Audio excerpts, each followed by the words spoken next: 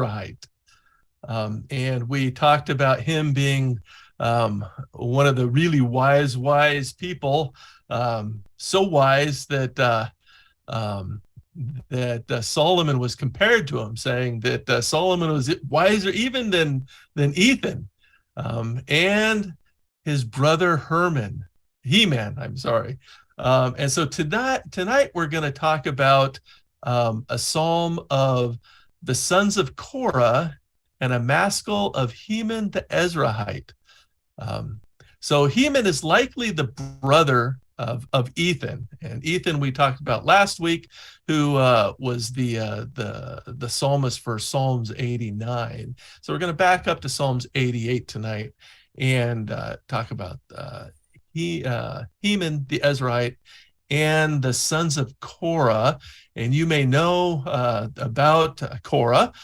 So tonight we're going to talk a little bit about how the sons of Korah came to be one of the psalmists here.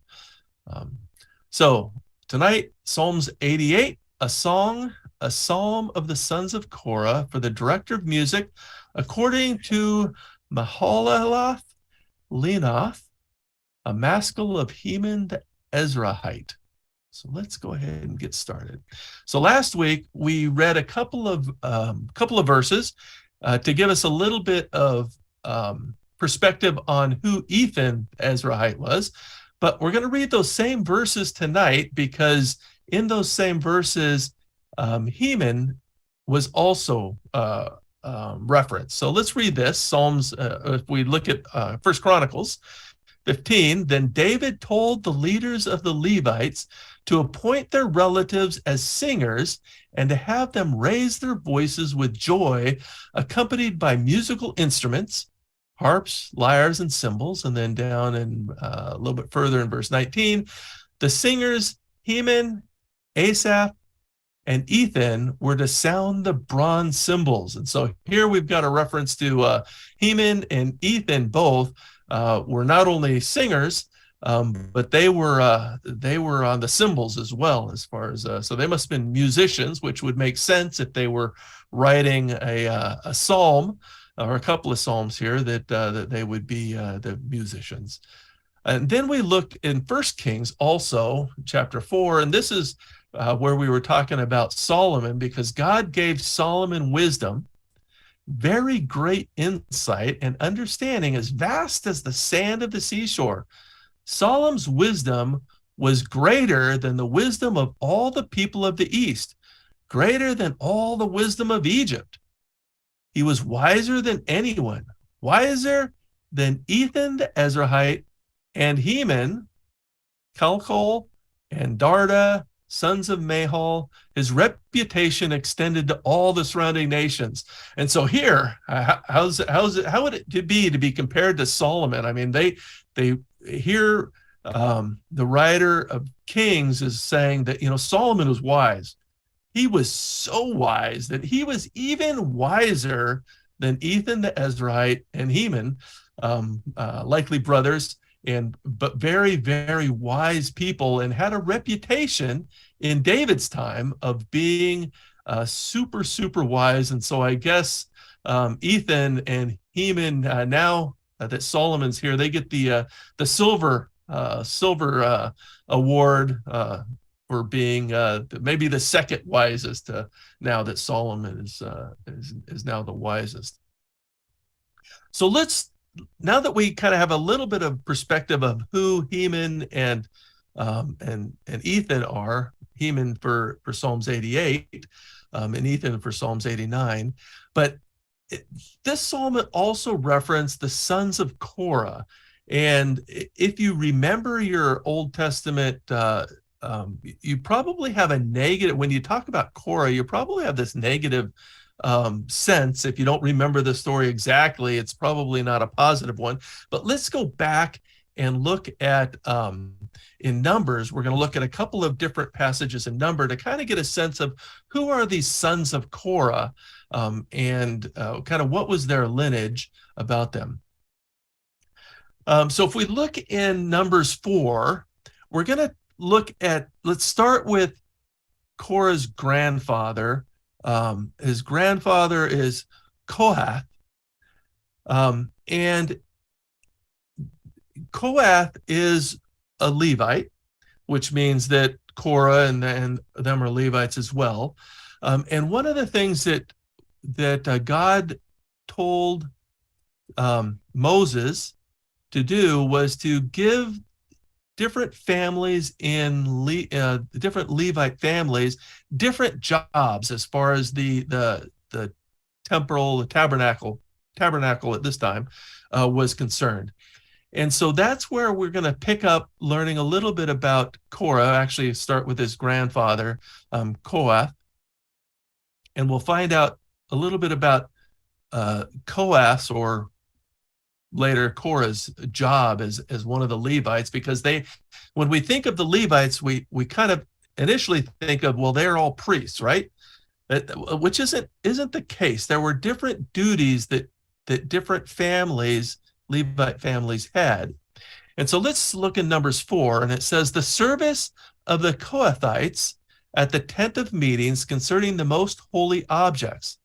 Whenever the camp is about to move on, Aaron and his sons are to go in and take down the screening curtain and cover the Ark of the Testimony with it. And then it's going to go on with a number of different verses and tell them about, okay, here's what you're supposed to do to basically package up all the really holy objects that are in the tabernacle and cover them. And then we jump down a little bit further, and it says, Aaron and his sons are to finish covering the holy objects and all their equipment whenever the camp is to move on. The Kohathites will come and carry them, but they're not to touch the holy objects or they will die. These are the transportation duties of the Kohathites regarding the tent of meetings. So the Kohathites, and by the time Korah came along, their job was to move all of the holy objects that are part of the tabernacle. And as they move from place to place in the tabernacle, Aaron, who was a Levite, his family was responsible for the priestly duties. And one of their jobs was to package up all of the holy objects by covering them up and making them so that they were transportable, but ensure that when Kohath and his kin, when they were moving the objects, that they couldn't touch the objects, because if they touched them, they were going to die. But let's look a little bit further in Numbers 4, because this is going to give us a little bit more information as we jump a little bit further into Numbers here. Then the Lord spoke to Moses and Aaron, do not allow the Kohathite tribal clans to be wiped out from the Levites. And this is important, because when we talk about Korah in just a second, we're going to see that there was a problem. But here, God is saying to Moses and Aaron, make sure that the Kohathites, they don't get wiped out. Do this for them so that they may live and not die when they come near the most holy objects. Aaron and his sons are to go in and assign each man his task and transportation duty. The Kohathites are not to go in and look for the holy objects as they are covered, or they will die. So they're not supposed to look at them or anything. They're just supposed to transport them, which means Aaron and the priests, they needed to make sure that they were all packaged up well, so that the Kohath and his clans wouldn't be able to look at them, wouldn't be able to touch them, but they could move them. Okay, so let's jump down to Numbers 16, because this is where actually there's a number of stuff in Numbers that is pretty interesting, but this is sticking with Korah here. So let's look through a number of verses in 16. We're going to read quite a few verses in chapter 16, because this gives us a little bit of a flavor of who Korah was, and then we'll understand a little bit about the sons of Korah and what they would have gone through, basically. So now Korah, son of Issachar, son of Kohath, son of Levi, with Dathan and Abiram, sons of Eliab, and On, son of Peleth, sons of Reuben, took 250 prominent Israelite men who were leaders of the community and representatives in the assembly, and they rebelled against Moses. Now, timeline, this is they'd made it up to the land, and the spies went into the land. They came back with a report and they said, yeah, we're not going in.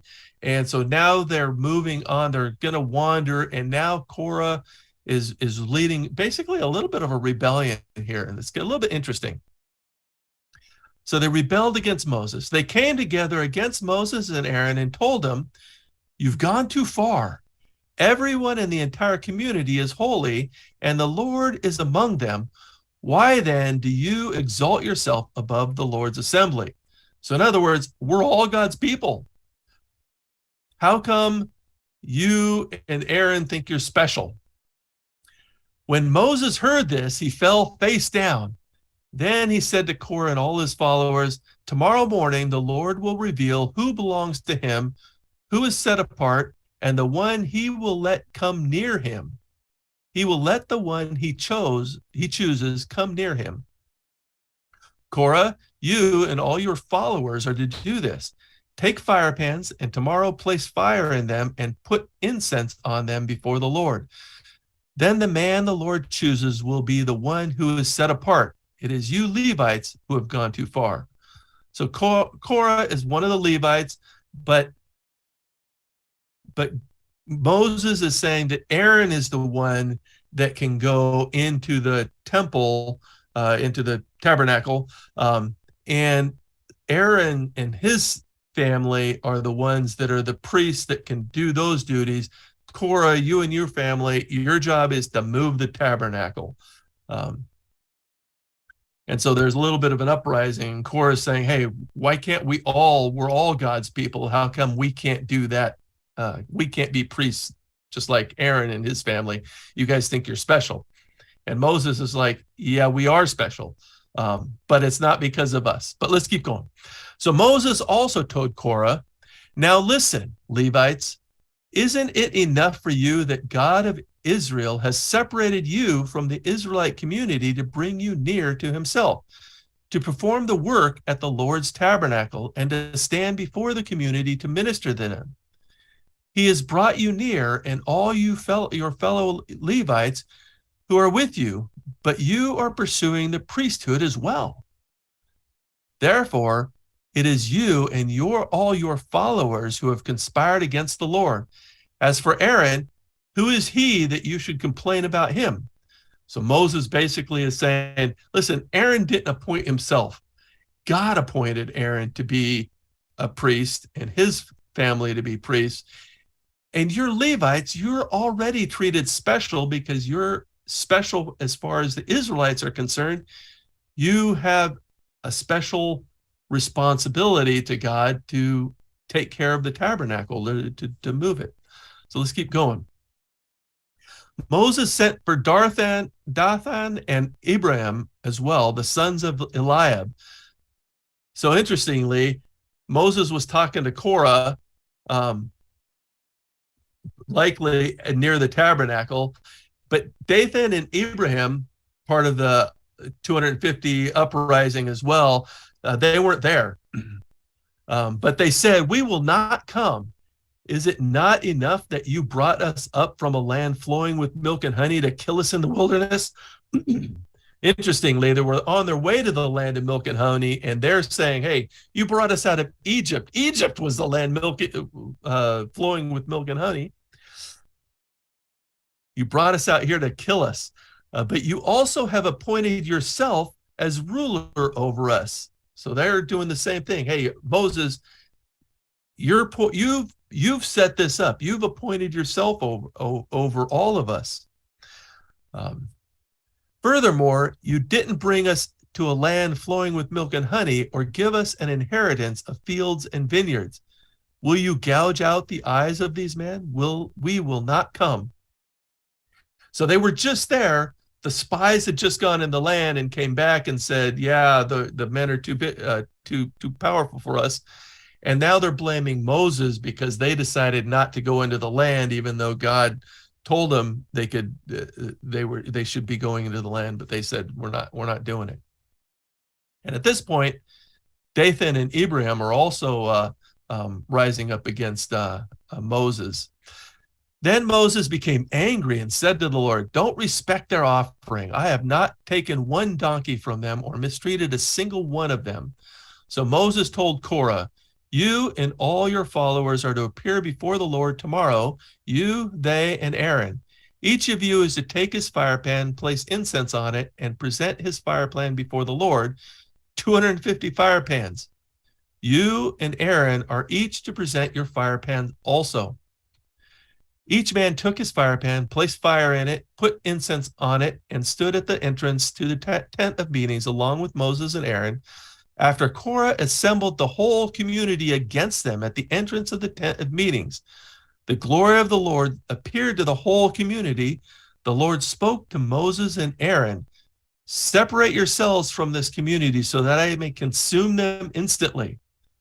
But Moses and Aaron fell face down and said, God who gives breath to all, when one man sins, will you vent your wrath on the whole community? Because God's like, I'm going to wipe them all out. Get yourself away from these guys. And Moses and Aaron appealed for them. The Lord replied to Moses, "Tell the community, get away from the dwellings of Korah, Dathan, and Abiram." Moses got up and went to Dathan and Abiram, and the elders of Israel followed him. He warned the community, "Get away now from the tents of these wicked men. Don't touch anything that belongs to them, or you will be swept away because of all their sins." So they got away from the dwellings of Korah, Dathan, and Abiram. Meanwhile, Dathan and Abiram came out and stood at the entrance of the tents. And this is the important one, with their wives, children, and infants. So